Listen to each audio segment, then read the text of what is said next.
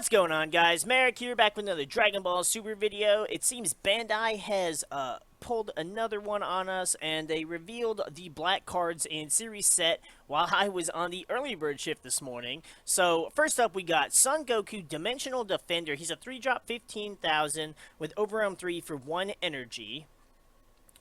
And he says, when this card attacks, you may choose one card in your life added to your hand. If you do, choose up to 2 black battle cards in your warp and place them in your drop area. So you can overwhelm him, you get an attack, and you can awaken if you're at low enough life. But unless you put 2 cards back in your drop, personally, I don't know. Unless you're going for like a Zeno Goku theme, I don't see the point, because you could just use Gravy. You just combo Gravy. He doesn't cost any energy, and that would still let you overwhelm for something much better than this. It does appear that we didn't get a black leader for set 7. I don't know if that was just a just something that happened to be overlooked when they uploaded everything, or if there isn't a black leader for this set. Unless we're going to start getting black leaders, or getting leaders that are more than just a rare. Then we've got Son Goku making an entrance. He's a 1-cost 5,000 counter attack. No other effects. Doesn't even negate the attack. Well, it negates the attack. But, I mean, it doesn't do anything else besides negate the attack. So, you could use it. I mean, it gives you a body, I suppose. But he doesn't even have any combo power. So, you're literally getting nothing out of this card. I honestly say for 1 energy, you were just better off using the black negate that we got from set 5. Then we got Vegeta making an entrance. He's a 1-cost 15,000 power. Crazy. He's a counter battle card. Choose 3 battle cards with an energy cost of 3 or more and power of 35,000 or less in your drop area and place them at the bottom of your deck in any order. Play this card. Now, it doesn't say choose up to. You have to choose 3 battle cards. So, if you don't have 3 battle cards, you can't use the ability. But it is cool that since it's black, you can play it in any deck. This card can only be played from any area using counter skills, and only 1 can be played in your battle area. So, you can't play him any other way. You can't just drop him for swing for 15k, none of that craziness. So, it's cool. How much play are we going to see with it? I don't know. It's definitely something you can toy around with for sure. Then we got Super Saiyan Trunks. He's a 2-cost 20,000 power, 0 combo power. I don't know what's with all the 0 combo power. Even the other vanilla battle cards have combo power, don't they? It just seems kind of odd. Be good for... Well, what is this actually good for? Vanilla decks? But we already have vanilla cards. I'm really not sure. Like, I love Future Trunks, Xeno Trunks, but I don't... Why? Then we got Trunks Time Regulator. He's a 3-cost 15,000 Overwhelm for 3. When you play this card using Overwhelm, draw 2 cards, choose 1 card in your hand, and send it to your warp.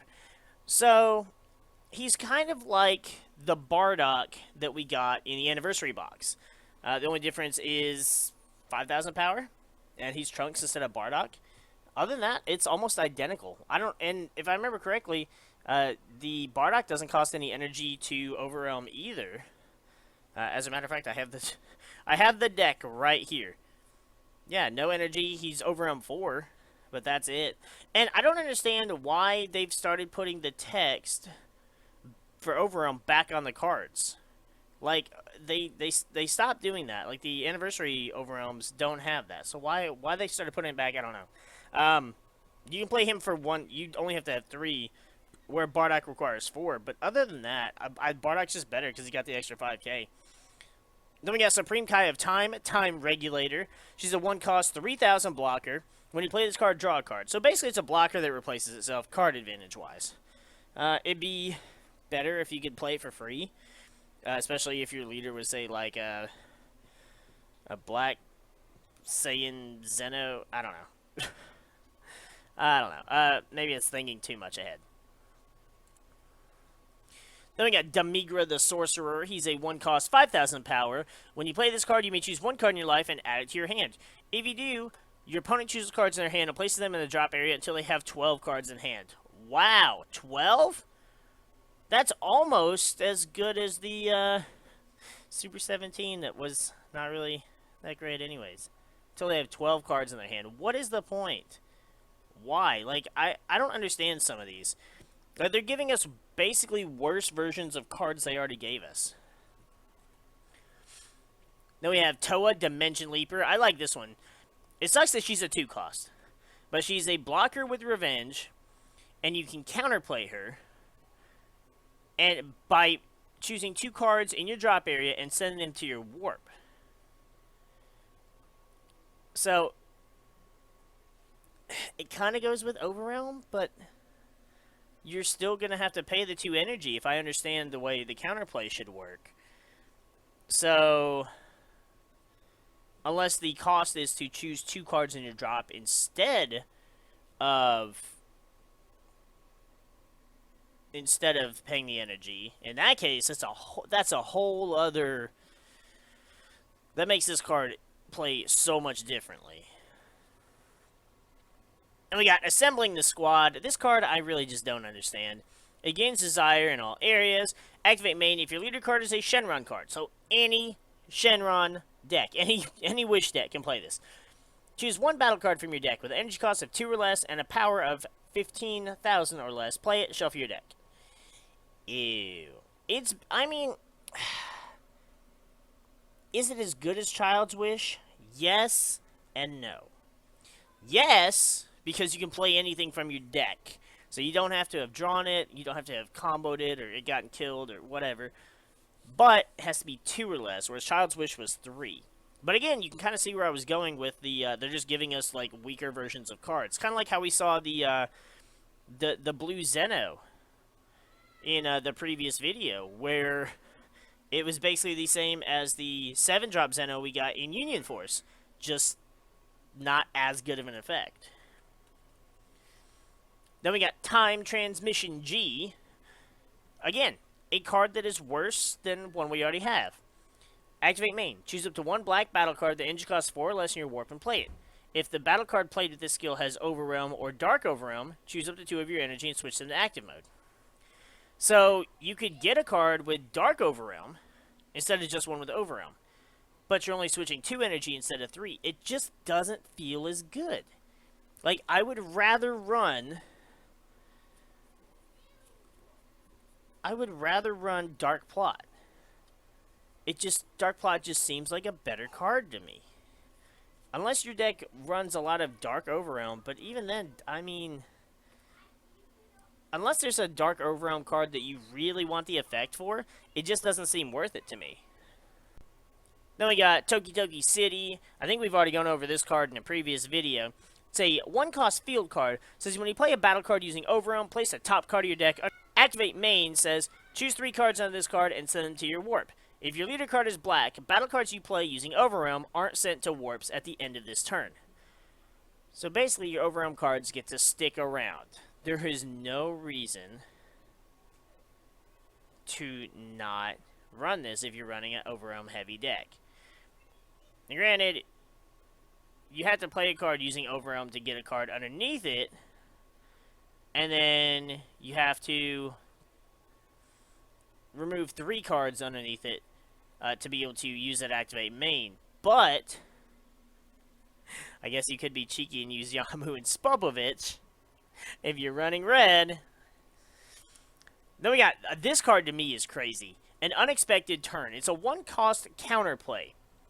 And it has no requirements, no specifications, no restrictions of any kind. Doesn't care who your leader is, what color they are. If your opponent has 3 or more battle cards in play with energy costs of 2 or more, the battle card your opponent is playing is placed in its owner's drop area instead. Then choose all battle cards with energy costs of 2 or less, ignoring barrier, and send them to their owner's warps. That's crazy. That's actually crazy, because you can get rid of multiple cards on the board, and you get to stop their play. The card that you're stopping being played, it doesn't. The restriction doesn't matter. It doesn't matter what the energy level is. If they have 3 or more battle cards, then bam, it goes away. And then you can warp anything energy of 2 or less. It's It's crazy. It's going to be a great deterrent for swarm decks or for aggro decks that just like to drop a bunch of things on the board. Infinite Saiyan rares. First up is Super Saiyan 3 Nappa Saiyan Might. He's a 4 cost, 20,000 with critical. Here's where I like these cards. His permanent says if you have any non-red cards in areas other than your deck, hand, or life, you can't play this card from any area. So, you can't run him if your deck runs anything that is not red. I'm assuming this doesn't include the dual colored cards, because if it's red, like red-green, it's still red, so it probably gets around that. When you play this card from your hand, choose up to 1 card in your opponent's life and place it in their drop area. So, you just crit them for 1 damage just by playing him. That's nasty, and that can be a scary card to see near the end of a game. Then we've got my personal favorite, Super Saiyan 3 Trunks, Saiyan Harmonizer. He's a 4 cost 20,000 with double strike. I'd rather have the crit, but the double strike's not bad. Same effect, if you have any non-blue cards in any areas other than your deck, life, or hand, you can't play this card. When you play this card, you can't play Super Saiyan 3 Trunks for the duration of the turn. When this card attacks, choose all battle cards without keyword skills in your drop area and combo with them in your combo area. That can be really big. That can be really devastating, especially played in the right deck. With the right set of cards, that is going to be a lot of combo power coming at your opponent. Then, you activate main once per turn for 4 energy. You can draw 2 cards and switch him to active mode. Now, that's the same energy cost to play him. So if you have a second one, I would just play the second one for 4. That way then you can have 2 of them. They can both combo with all the stuff in your drop area. If you don't, then I would use the 4 energy to switch him back. Because that plus 2 can make a big difference. Then we've got probably I don't know if I'd say it's the most broken out of all of them. Super Saiyan 3 Broly Saiyan Berserker. Same permanent. His activate main for 4 energy. Choose 1 Broly's ring in your battle area and place it in the owner's drop area. Play this card from your hand. So, we're just going to ignore the fact that he's an 8 cost, because he's basically going to be a 4 cost. When you play this card, choose up to 1 green Broly card in your hand with an energy cost of 7 or less and play it. Okay, so right there, we're going to stop right there for a second. We're playing a 35,000 card. It doesn't have any crit or anything, but 35,000. And then you can just drop any green Broly card. 7 or less, that covers all the old OG Broly stuff. When this card is placed in your drop area from your hand by a skill, and your leader card is a Broly card, choose up to 1 Broly's ring from your deck, activate it, then shuffle your deck. If you do, choose 1 or 2 cards in your life and add them to your hand. Now, the only thing there is that says choose 1 or 2, not up to. So you're going to have to choose a card in your life to do that effect. There are really nasty things you can do with this card. I don't like it. I'm going to abuse it. And I've already got some ideas for a deck I want to run that in. And as much as I'm not a big Broly fan, I like OG Broly's design. I'm not really sure how I feel about him being Super Saiyan 3, but... Then we've got Super Saiyan 2 Kefla Saiyan Synthesis. She's a 4 cost 20,000 with the same permanent as the others. Her activate main for 2 energy. You can choose 1 card in your hand and place it in your drop area to play this card from your hand. So, 2 cost, 20,000 power by discarding card. When you play this card, choose 1 effect. You can choose up to 1 of your opponent's battle cards, ignoring barrier, and switch it to rest mode. Or you can choose 1 of your opponent's battle cards in rest mode and KO it. That's underwhelming. It does let you get around barrier, but I mean, I feel like there are other cards that get around barrier, or other cards that could do something better. Like, it's cool, and it's Universe 6, so you could do some stuff with the Universe 6 support, but the effect seems underwhelming in comparison to the other 3. Then we have Son Goku Saiyan Transcendence. He's a 5 cost 25,000 with double strike. He's got Xeno Evolve for 1 energy on a Son Goku Xeno with an energy cost of 3 or less. Okay, that means all the 1-drops. That means the new ones they showed, the Overwhelm guy. You could just Overwhelm that Goku and then evolve this one for 1. And immediately have a 25k double strike on the board. That's just gross. And he's got the same permanent. Any non-black cards. Now that means that basically you're going to have to play mono black to play this Goku. Which is fine. I've got a mono black deck that would work perfectly with this.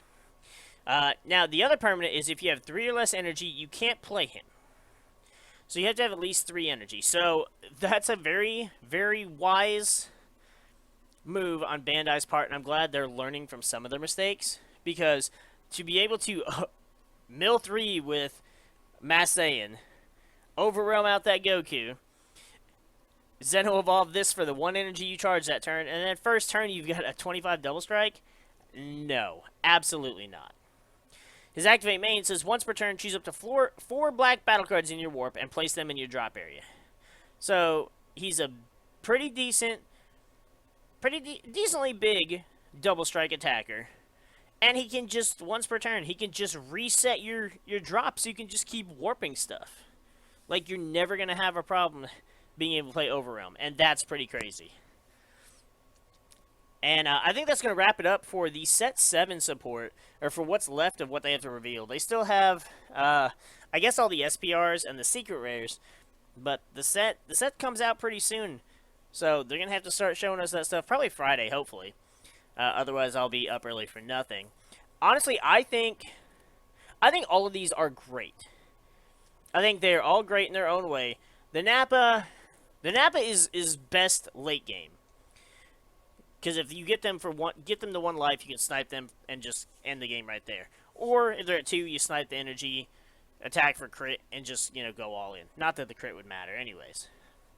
The Trunks, I feel like, could be the most dangerous. Because that combo power can get ridiculously amazing. The Broly, you can drop just a ridiculous amount of big Brolys, and you can play him so easily too. So 4 energy to get 2 really big attackers out with their abilities is just insane. The Kefla, I mean, she has good synergy with the Universe 6 stuff, but honestly, I feel like it's just the weakest of the bunch. And the Goku's just great for Overwhelm decks, and being able to get him out really easily. Again, I'm glad you have to have at least 3 energy, but you could easily do all that with, like, turn 2. So there's definitely ways to get him out as quick as you can if you really wanted to. But that's going to go ahead and wrap this video up here. I am super excited for everything they're doing with Set 7. Still the most hyped for blue, if I'm being honest.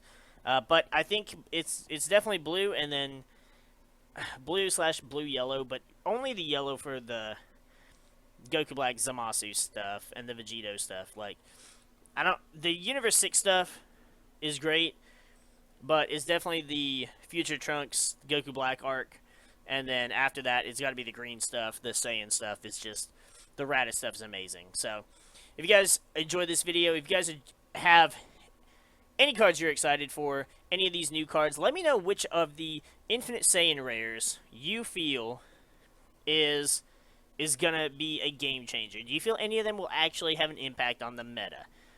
Because I feel like some of them can. The Broly is pretty specific, but I feel like the Goku, if I'm being honest, I feel like the Xeno Goku and the Trunks have the biggest chance to make an impact, just because they aren't as restricted. So, but let me know what you guys think in the comments below. With that, we're gonna get the frig out of here, and we'll see you guys in the next video.